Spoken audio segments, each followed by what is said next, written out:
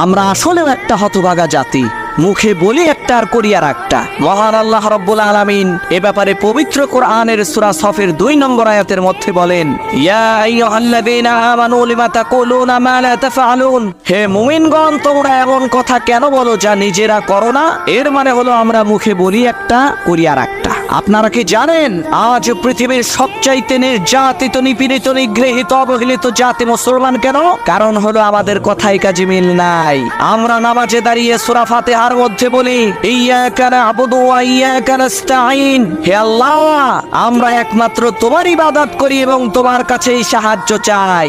আয় আল্লাহ, তোমাকে ছাড়া আমরা কারো সামনে মাথা নত করি না, কারো উপাসনা করি না, কারো দাসত্ব করি না, কারো হুকুম মানি না, শুধুমাত্র একমাত্র তোমার ইবাদত করি। আর এই দুনিয়ার কোন রাজা, বাদশা, রাষ্ট্রপতি, শিল্পপতি, কসুরলতি কারো কাছেই আমরা সাহায্য চাই না, একমাত্র তোমারই কাছে সাহায্য চাই। প্রিয় ভাইরা, এই কথাগুলো আমরা নামাজের মধ্যে বলে আবার মাজারের সামনে দাঁড়াইয়া বলি, ইয়া খাজা মেরা মতলব কো পুরা কর দে। মসজিদের মধ্যে বলি, হে আল্লাহ, আমরা তোমার ইবাদত করি এবং তোমারই কাছে সাহায্য চাই। আর মসজিদ থেকে বের হয়ে এই মাজারের সামনে দাঁড়াইয়া বলি, বাবা আমার সন্তান হয় না, তুমি দয়া করে একটা সন্তানের ব্যবস্থা করো। আমার ব্যবসায় খুব মন্দা চলছে, তুমি একটু ব্যবসার উন্নতির ব্যবস্থা করো। আমার বউ রাগ করে বাপের বাড়ি চলে গেছে, বাবা দয়া করে আমার বউটাকে ফিরিয়ে আনার ব্যবস্থা করো।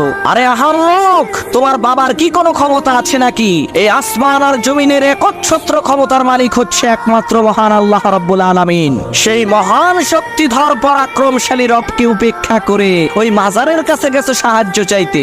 এই সব লোকদের ব্যাপারে মহান আল্লাহ রাব্বুল আলামিন পবিত্র কোরআনের সূরা আরাফের 194 নম্বর আয়াতের মধ্যে বলেন, ইন্নাল্লাযীনা তাদউনা মিন দুনিল্লাহি ইবাদুন আমসালুকুম। আল্লাহ তাআলা বলেন, তোমরা আমাকে বাদ দিয়ে যাদেরকে ডাকো তারা তো তোমাদের মতোই আমার আর একটা বান্দা।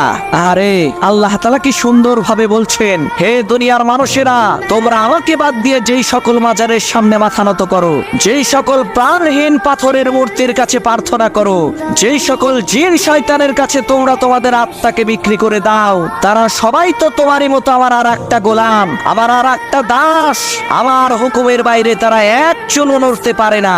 হে আমার বান্দারা, তোমরা এতটাই অবশ হয়ে গেলে, তোমরা মহাশক্তিধর খোদাকে বাদ দিয়ে একজন গোলামের কাছে, একজন দাসের কাছে মাথা নত করে দিলে। আল্লাহ রাব্বুল আলামিন সূরা আরাফের 197 নম্বর আয়াতের মধ্যে আরো বলেন, ওয়াল্লাযীনা তাদউনা মিন দুনিহি লা ইস্তাতিউনা নাসরাকুম ওয়া লা আনফুসাহুম ইয়ানসুরুন।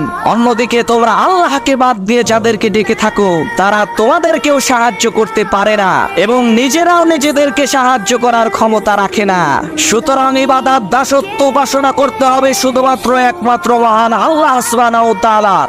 আর একমাত্র আল্লাহর কাছেই চাইতে হবে। আল্লাহ ছাড়া অন্য কোনো মাজার, কোনো দরগা, কোনো জিন্দা পীর, মুর্দা পীর, খাজা বাবা, কিল্লা বাবার কাছে চাওয়া যাবে না। আর এই দামি মাথাটাকে যার তার সামনে নত করা যাবে না, যার তার পায়ে সেজদা দেওয়া যাবে না। শুধুমাত্র আল্লাহ তাআলার কুদরতি পায়েই সেজদা দিতে হবে।